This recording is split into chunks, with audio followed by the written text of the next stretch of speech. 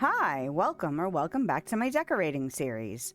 We're going to go inside, go back to the 16th floor, and make a media room. So if I'm treating the top 5 floors of the house as kind of like a hotel within the home, I decided it would be a good idea to include some amenities, kind of some shared spaces that could be rented out where, you know, if people come to stay for like business purposes or a party or some kind of big event, they might want to use the spaces for different purposes. So I had thought about doing a media room earlier in the build, but I did a home theater, I did an arcade, and I didn't really want to repeat those ideas, but I kind of wanted to include this idea. And once I got to the decision of what to do with the top 5 floors, I thought, oh, this would be the perfect place to put a media room. So the first thing I wanted to do was kind of block out the space. And I had not realized that I had used up most of my big, right angle curtains. So I'm not able to kind of mess with them, in the ways I want to really block out the kind of front half of the room. But I have enough to give myself the idea. The other thing I wanted to do was to create a section for a kind of computer area in the back half, I guess, of the room. And I knew I had gotten these Wanderers shelving. And so I really wanted to use those because I thought, oh, they look really functional. They are a different way for me to kind of break up the room. And it really allowed me to create kind of these separate areas with the curtains, the cabinets, and the pillars. Actually, I think they're called columns. Anyway, so that I could kind of make it a communal space, but also provide kind of separate little areas depending on who was using it, if there were multiple groups involved, or if it needed to be a big room for everyone to use all at once, or kind of a big room with a couple of areas. Anyway, so it took me a minute to kind of figure out the layout. And then because the color palette was already shaping up to be a little weird, I wasn't really sure what I wanted to do with the walls. The one that really struck me, though, was the black wall that I just put up. And I kind of wanted it to be the backdrop for kind of it's not really like a theater, but it's kind of like a private viewing room for like if people wanted to come in here and watch a movie or something like that. And that's why I picked the memory viewers from Inside Out, because I just thought they were so interesting and cool looking, and I hadn't really come up with a place to use them yet. So as soon as I knew I was doing a media room, I'm like, that's what I'm using for the TV or the movie screen, as it were. And so they kind of helped inform those little spaces. But the browns and the columns and the Wanderers cabinets and the curtains, they were kind of difficult to marry together in a way that made sense. But the stuff that really started helping me pull it together a little bit better was the Naboo stuff. And I hadn't really played with the big furniture pieces. I had used the little fireplaces that had come from it, but I knew I really liked the objects and the windows. Honestly, those windows are so pretty. I love the vines on them. It kind of allowed me to pull some greenery in without really taking up floor space, which was nice. So now I'm just fussing, trying to, make these little nooks where the memory viewers are feel like cozy, but not necessarily personalized, since we're going for more of a hotel feel. And once I got those figured out, I decided I really needed to figure out the computer area of this media room. And because I'd already used some Naboo stuff, I was like, oh, I'll use the Naboo table along with it.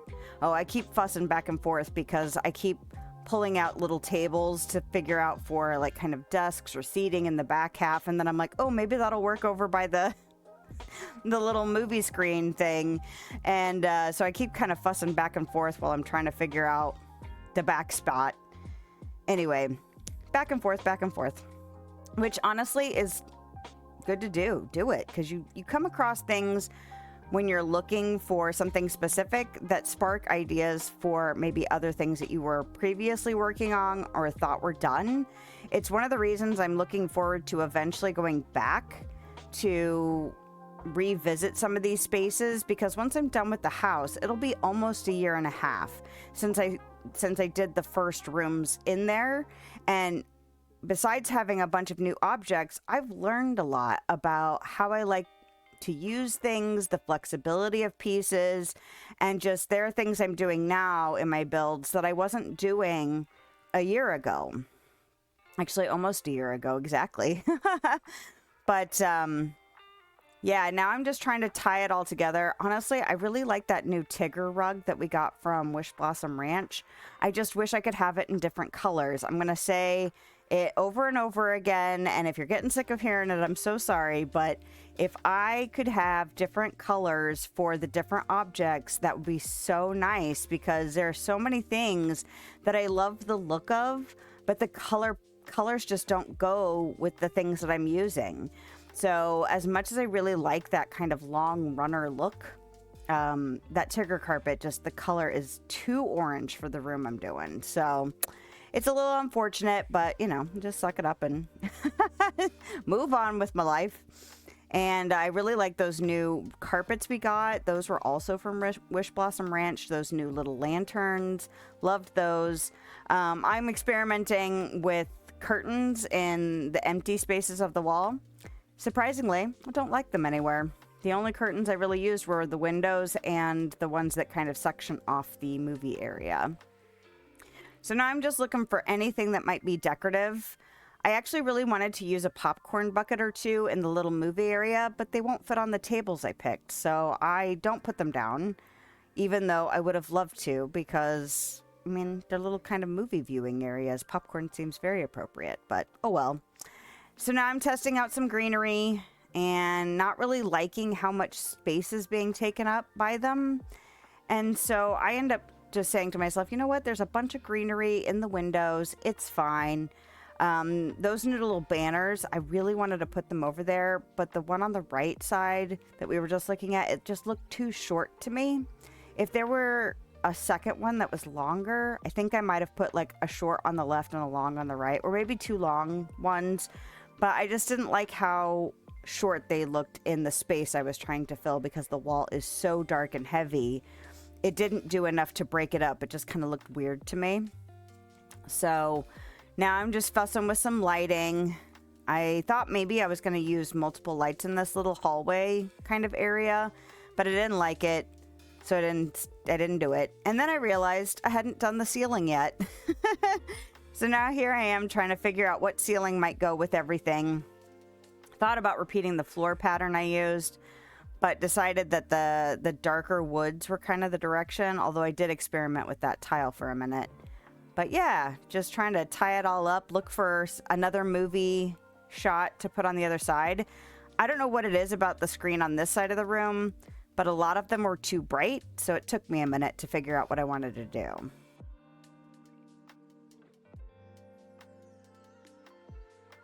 All right, well, let's go inside and check it out. You know, it's almost a relief to be doing some rooms that are a little bit less personalized. I like feeling like I can decorate in a different way than I have been for the previous 15 floors. And although some of these spaces, like the walls feel, like these walls feel kind of empty, I feel like it still works just because it's not personalized. It's not like kind of a home space.